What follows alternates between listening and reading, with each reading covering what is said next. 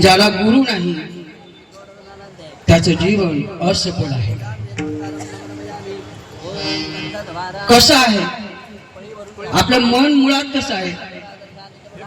आपलं मन हे मुळात कसं आहे? ठीक आहे, गुरु करायला पाहिजे आणि गुरु केलेला सुद्धा आहे आपण.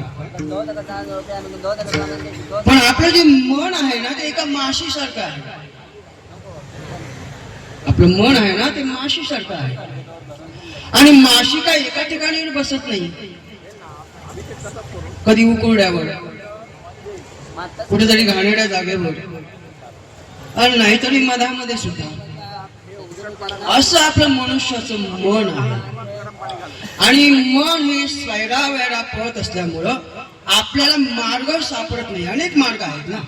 आपल्याला जे साध्य करायचं आहे ते साध्य होण्यासारखं नाहीये, कारण अनेक मार्ग असल्यानंतर आपण कुठल्या मार्गाला जायला पाहिजे आपण हे आपल्याला ठाऊक नाही.